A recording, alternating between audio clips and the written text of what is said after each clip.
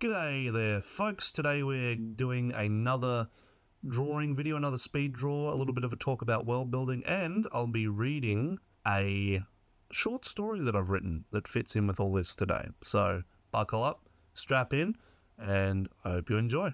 So I love using fantasy, using storytelling, fiction as a way to really twist and bend these things that we experience, the pain, the desire to do things to stop our pain and to stretch them as far as possible. So scathelings and topsoil, they're interesting on two parts, whether they're made as mechanical entities from scratch or whether they are a living biological entity that was converted into a scathling. A lot of the times the latter happens when an arcanist has a pet or sometimes a partner or a friend or anything, but a living entity that is so loyal and caring and loving to them that the thought of losing them becomes too much. And that loyalty on the part of the being turned into a scathling is enough to hold them, to keep their consciousness and their soul essentially all wrapped up in one little bundle so that it can be transferred into this mechanical body, so that they can live on a new life in this scathling form. Now, when scathelings are made, the intent and the thoughts of the people that made them, whether that be one person or whether that be in Ticker's case, which is the character that is being drawn right now, two people using their love and their acknowledgement and their care for each other and the fact that they are on that same wavelength to pour both of their intentions into a new being to create something that is a part of them but is also separate as a new entity. When a person in topsoil is sick and other methods of care aren't working, whether that is medicine or ordinary surgeries, or whether somebody has dysphoria, gender dysphoria, the process of changing their bodies to better align with either their health or with their personal image or their identity is a process that happens in a number of ways.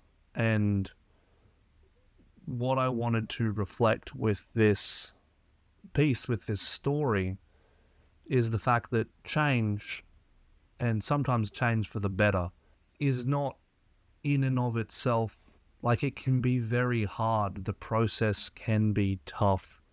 The process can be painful, long and drawn out, many steps. It can be disconcerting and hard for other people to look at, hard for other people to hear. They might feel themselves being squeamish at the things that someone has to go through, whether that's open heart surgery, whether that's people who require a colostomy bag, whether that is gender reassignment surgeries.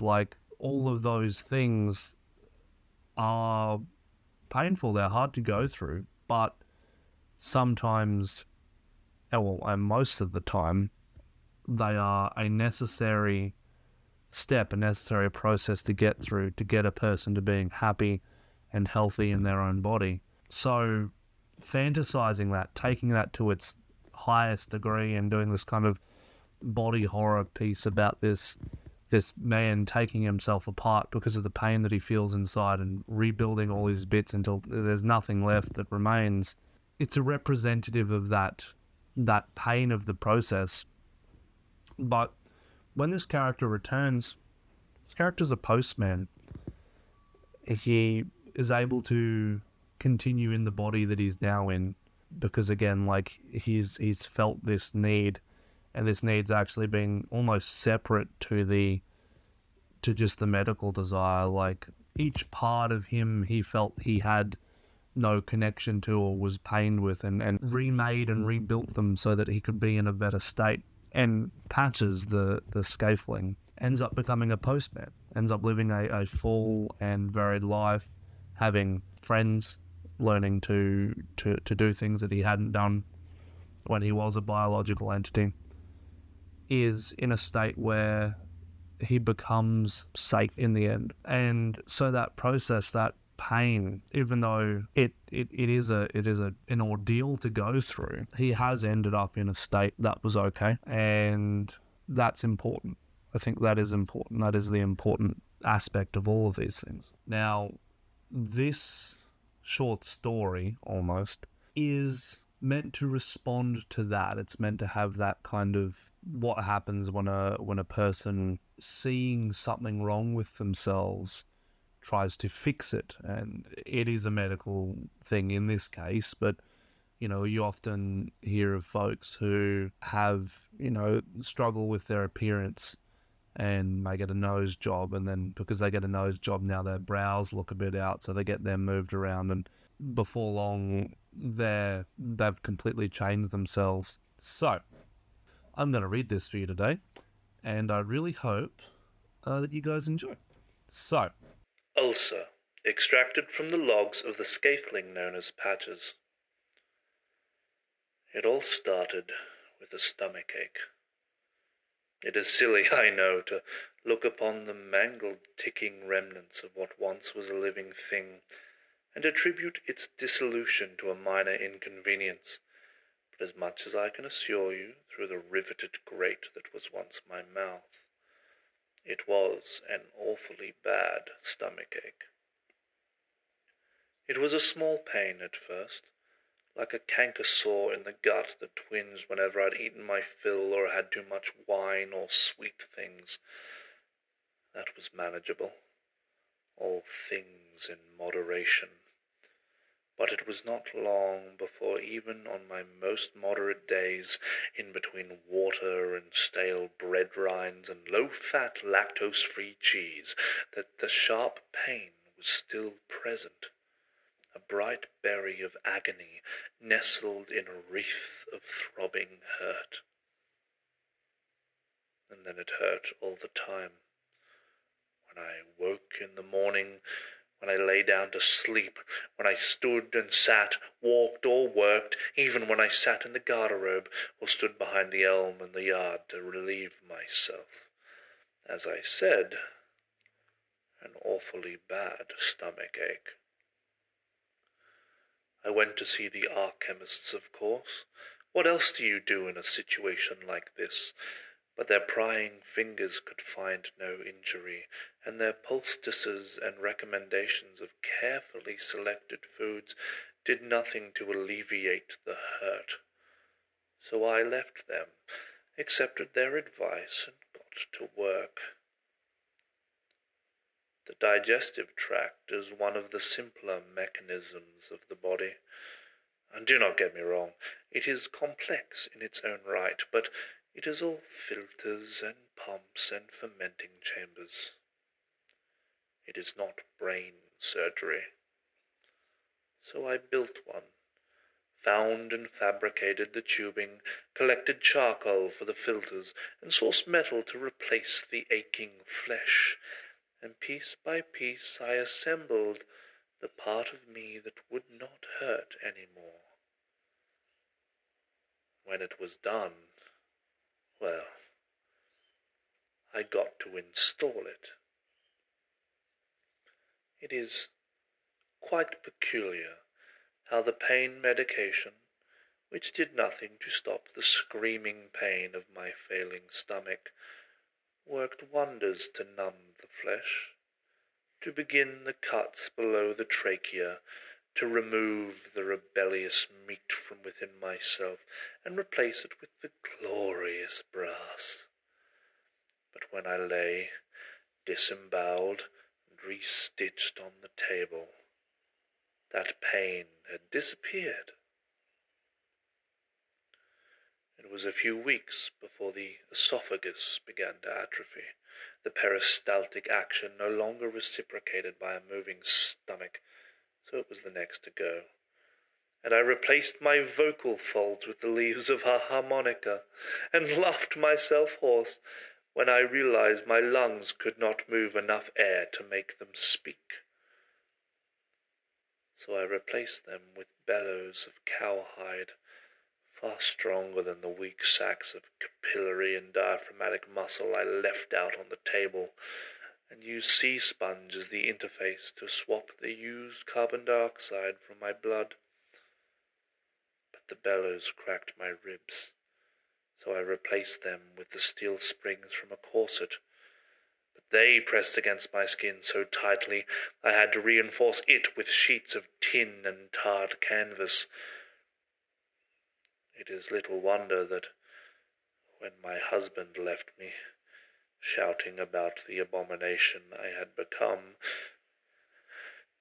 it was my heart that broke next. But valves are simple mechanics, and easy to replace. With the foundations built strong, the meat was the next thing to go, an unnecessary baggage, not strong enough to move my clanking body, festering in the cage I had built to protect it, replacing muscle with piston and pulley and pivot, and waiting for the rot to take its course.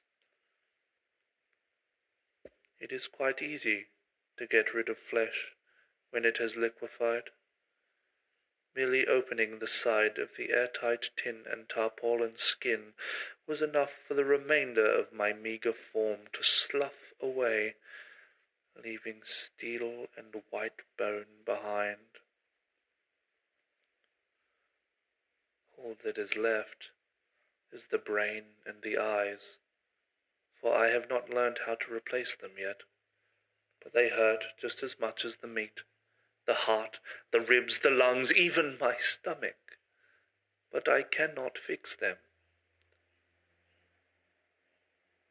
The mind sits within the reinforced jar of the cranium, and the nerve endings that long ago rotted away to nothing fire off into the dark and feel nothing in response. Sure, it feels the pain of emptiness, of the choices made, and of the divergent and branching paths that led to its imprisonment, but nothing else. It asks if we tried everything. The grate where my mouth once was does not answer it. But the eyes, the pain the eyes feel, well lubricated behind frames of glass that protect them from the dust and metal filings, is the pain of the witness. Idle bystanders unable to stop the ravaging cuts and reformations that left the body that they sit in a hollow and echoing shell of the body that grew them. And there, in the scalped and immovable skull, they wish that they could weep as they look over the yellow documents they had ignored all those years ago. Diagnosis: stomach ulcer. Average healing time: 6 to 8 weeks. So, scathelings is the name given to any mechanical, sentient, robotic, or automaton that exists within the world of Topsoil. Now, scathling comes from, I still need to find it, but I think scatlan, maybe? But the Gaelic word for mirror, because that is what they are. They mirror a human or animal or creature or even, other members of existence, So oftentimes archanographers will put all their time and effort into creating one over the course of a lifetime, and then this changes in the future, but over the course of the lifetime we'll create one sentient scathling companion to either continue on their work or to assist them in doing their work. And these scathelings, while they are individuals, while they have their own thoughts and processes, are completely sentient. They are in the way that like a child would be, or a friend over time, or a partner. They are a reflection, and they are fundamentally formed from the mentalities and beliefs and idiosyncrasies of the people that made them. And so in good circumstances, in good times, scathelings are built by master craftsmen. Their entire years of effort are put into creating one truly sentient being, and they are not treated as a we always hear of robots as a slave class that are a good group of beings that are just made to work, and not so in this case. Scathelings are made for the sheer fact of their existences, and they are loved and cherished by the folks that make them. And while there is generally some purpose in their construction, which goes into the body as well. Like robotic musicians are made with inbuilt, scaffolding musicians are made with inbuilt musical instruments. Scaffolding artists may have extra sensors for different amounts of color. Scaffolding poets and writers may have those typing systems built into them. Archivists can interface with archives. Like they are built with a purpose, but their personality and how they approach that purpose, and if they decide that, you know, that's not something that they want to do, that is respected, you know, especially in the sort of the golden age where they work out how to build scaffoldings and they're in a state of high ethics and they want every possible thing to be done correctly. It's later on when the influences of trying to make the most money out of the products of Arcanism, make the most money off folks, trying to remove the emotional component and the high artisan component from Arcanism, because if you spend 12 years making one product, that's not very efficient at a market scale. And it does become at a point hundreds of years down the line from this moment where they're built for joy and for care, you know, and to be a true expression, the height of someone's skill, but also as a true individual. Hundreds of years down the line, they do end up becoming in ways that mass-produced robot subordinate class, and then that is overthrown, which is good. So you get these balances, these shifts and tilts, and I think telling stories about these enables you to set things aside from some of their real world counterparts, but also showcase some of the brighter and more interesting aspects of, you know, so many cultures are treated as having been unadvanced or whatever by Western white supremacy, but you get a lot of, you know, like what we call the Dark Ages in medieval Europe was actually enlightenment in a lot of Arabic and Islamic countries. You know, like the discoveries of different types of art and mathematics and all those sorts of things were more present over there. And so I hope this kind of shows a little bit of that, shows a bit of that, like without directly relaying it to any real world counterparts. It shows a bit of how things that are beautiful and wholly individual and amazing and smart and intelligent and brilliant in their own right can be ignored and hurt by a society that doesn't value them, which I think is a very important thing to know. So thank you for watching the video, and we'll be back next week with hopefully another one, maybe another art video, maybe a project video. We're not sure yet, but we're pushing through. So thank you very much for watching. Follow along, and we'll see you next time.